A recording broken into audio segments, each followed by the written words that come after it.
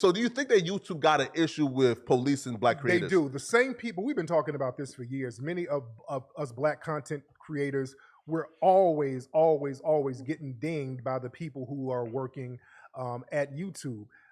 They'll say that our pages are getting dinged for using too much profanity, and we know we didn't use any profanity. They just do some "I'm white and I say so" type of stuff.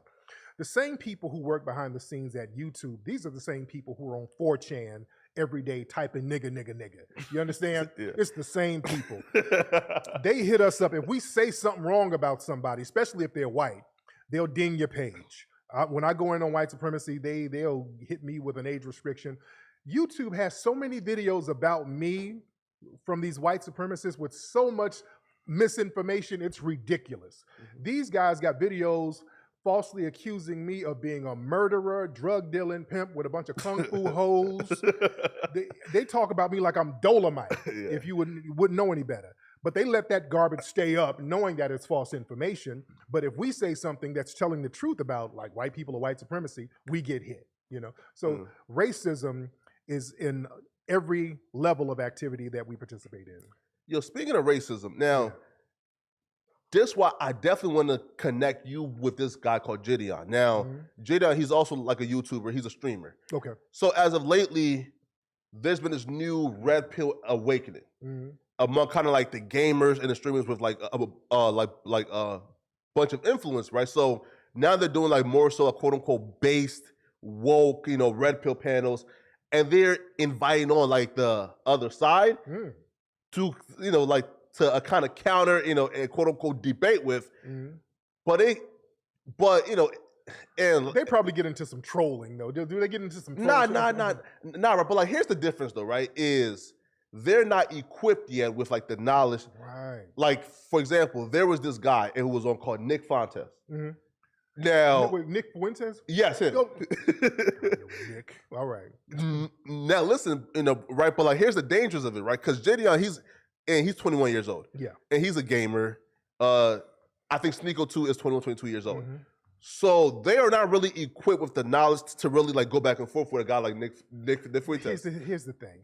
Nick Fuentes, he's a suspected white supremacist. Nick has been trying to get me on his platform for the longest. I won't go because what happens is when you start debunking them, he immediately starts trolling, and that's his way out. You know what I'm saying? So he doesn't argue in good faith.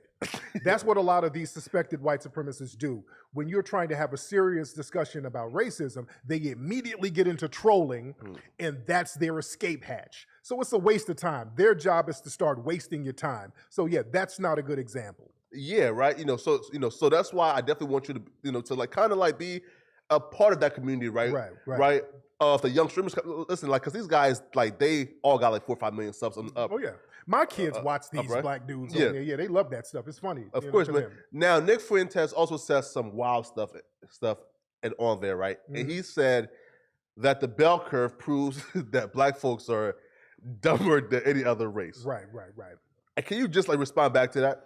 Wait, the bell curve has been debunked so many times. I had a debate where I smoked Jared Taylor and basically ran him off social media, debunking that nonsense, that black IQ is lower stuff. That's that eugenics, neo-Nazi talk. And as I said to him, I said, the black people's IQs were so low, why would there be such a need for systematic deprivation? If we are so dumb, why do y'all have a system where you have to take from dumb people? If we're so dumb, you can give us the best of everything, and we still wouldn't make it, right? Absolutely. If there's a person who has mental disabilities, you don't take stuff from that person if they are so mentally incapable. You don't create a system of Jim Crow where this person cannot get the proper schooling, the proper education. You have to house them in prisons and beat on them. Why are you beating on a person who's mentally not up to par? What does that say about you if that's the real narrative? They know it's BS. They have to use narratives like that to justify their own inferiority complex as white supremacists. So we have to know the truth behind a lot of that stuff. You see, like with Nick, it's kind of crazy, right? Because he's kind of like the one argument for deplatforming, right? Because and by the way, what's his last name? Fuentes. He's a white Hispanic. You see what I'm saying? Wow. Yeah. He's Hispanic. So is that our black and brown? Is that the black and brown coalition? You see? Yeah, because he did say he was like Mexican. Like, yeah, he's Hispanic. That's why his name is Fuentes. A lot of the dudes in the alt-right are Hispanic. A lot of the Terrio, Enrique Terrio, the dude with the Proud Boys, dark-skinned Cuban.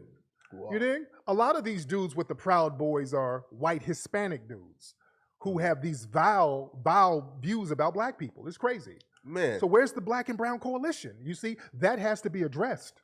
Yeah. Within their community. You dig? That's true. Well, like, and they might say that somebody like Nick Fuentes, like he's so white passing that he's not even like a part of the community no more. His name is still Fuentes. All right. True. And there's a lot of people who are so-called white passing. Hell, J-Lo is white passing if you doll her up right and do her hair right. You dig? Yeah. Back in the day, you know, she had a nigrous look to a certain degree.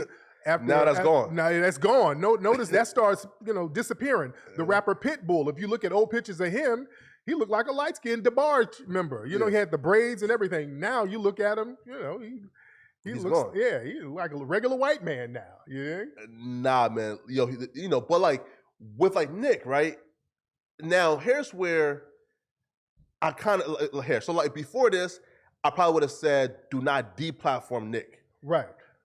Even now, I'm still like, don't deplatform him, right? But like I became, okay, he's just not funny. He's dangerous. Because when I heard her like of this clip of him saying, I'm not gonna, be bold and open when I go on these like certain platforms.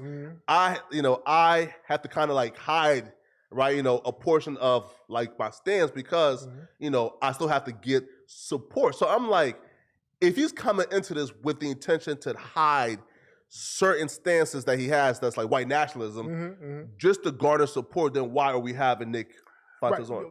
That's the whole thing. Their whole thing is many white supremacists like Nick and other or suspected white supremacists like Nick and others that we see on social media, especially on the 4chans, these are the losers of white society, really. I mean, some of these guys who just sitting around yelling nigga, nigga, nigga all day, these are people who really couldn't cut it. So to make themselves feel better, they say, well, at least there's another group of people that I can beat up on and society will back me up. Usually these people who really don't have any talent, what's that other guy? Louder with Crowder. He was a very unfunny comedian. Steven Crowder? Yeah, Steven Crowder. He's a failed comedian. And a lot of these suspected white supremacists, they tried to do other things and they failed miserably.